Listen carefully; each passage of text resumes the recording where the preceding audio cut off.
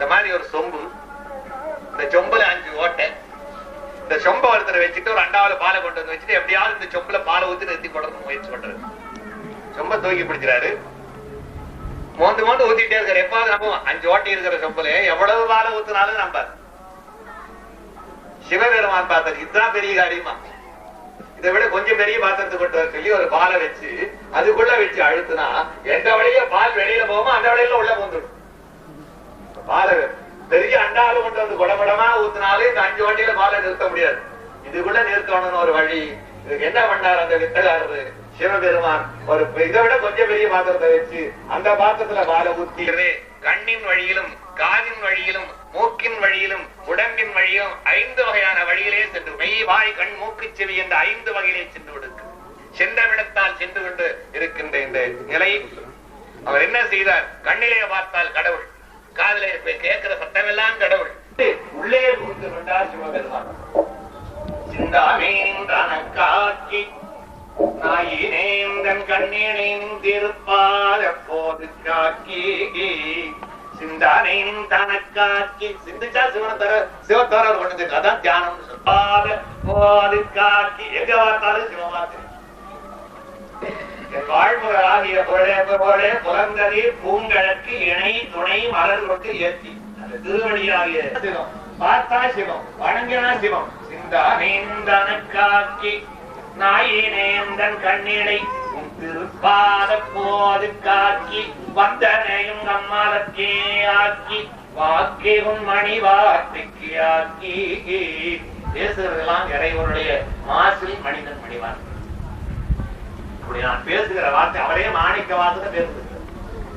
வந்தனையும் நம்மாலக்கே ஆக்கி வாக்கியும் மணி வார்த்தைக்கு ஆக்கி ஐம்புலங்கள் ஆற வந்தானே எந்தெந்த வழியில போவோம் அந்தந்த வழியில புகுந்து உள்ளே போகுந்து இச்சை பிச்சை மாலா முதற் பெருங்கடல். இந்த பெருங்கடல் இருக்கு இல்லையா, அமுதக்கடல். இப்படி ஐம்புலங்கள் ஆற வந்தானே ஆட்கொண்டு உள்ளே போகுந்த நிச்சை மாலா முதற் பெருங்கடலே.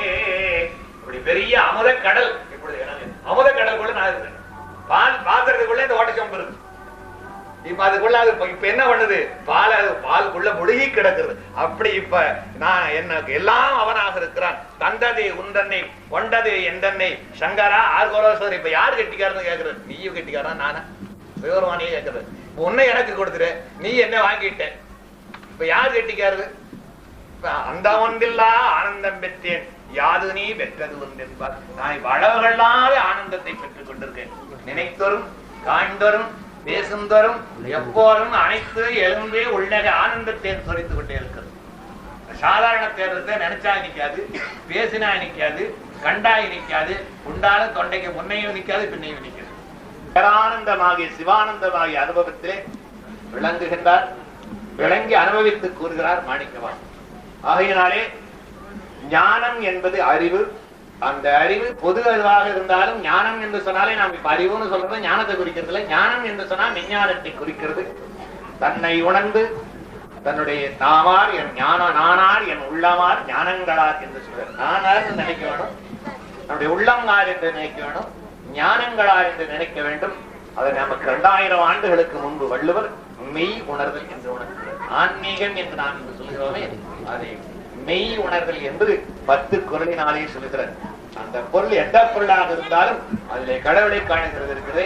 எப்பொருள் எத்தன்மை தாயும் அப்பொருள் மெய்ப்பொருள் காண்பது அறிவு. அது எந்த பொருளாக இருந்தாலும் சரி அந்த பொருளினுடைய மெய்ப்பொருளை காணுகிறது அதுதான் அறிவு. அந்த அறிவு தான் ஞானம் என்று சொல்கிறது. அதான் மெய் உணர்தல். ஞானம் என்ற நாம் மெஞ்ஞானம் என்று சொல்லுகின்றவற்றை திருவள்ளுவர் மெய் உணர்தல் என்று சொல்கிறார்.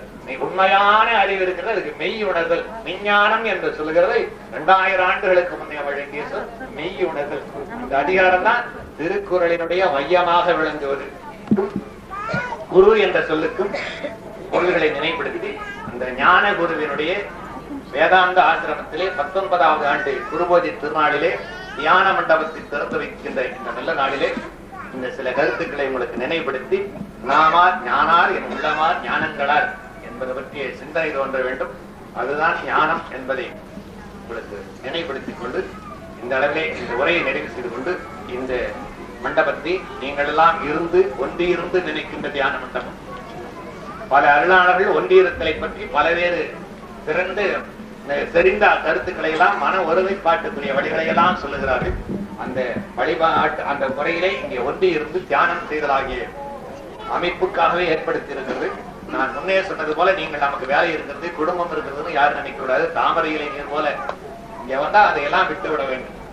அதை நிட்டு ஒன்றி இருந்து நினைக்கலாகிய செயலை செய்வதற்காகிய தியான மண்டபத்தை நம்முடைய வணக்கத்துக்குரிய திரு குமுதா சுவாமிகள் அவர்கள் நம்முடைய மாணவர்கள் எல்லாம் அழகாக அமைந்திருக்கிறார்கள். அதனை திறந்து வைக்கின்றது பெரிய சிறப்பான பயனாக கருதி நான் அந்த மண்டபத்தை திறந்து வைக்கின்றேன் என்பதை தெரிவித்துக் கொண்டு அவர்களுக்கு குருவனையாக இருந்து அவருடைய நெறியிலே பின்பற்றி வாழ்கின்ற அவருடைய சிறந்த மாணவர்கள், புதிதாக வந்திருக்கிற மாணவர்கள் அத்தனை பேருக்கும் என்னுடைய வாழ்த்துக்களை தெரிவித்து, மேலும் இந்த ஞானகுரு வேதாந்த ஆசிரமம் இன்னும் பல மாணவர்களை உண்டாக்கி அவர்கள் மூலமாக எத்தனையோ ஆயிரம் பேர் நன்னெறியிலே வாழ வேண்டும் என்று எனது வழிபடுகிறவர்களுடைய சிந்தாமரை திருவடிகளை நேர நினைந்து வாழ்த்தி இந்த பிறப்புரையை நிறைவு செய்யும்.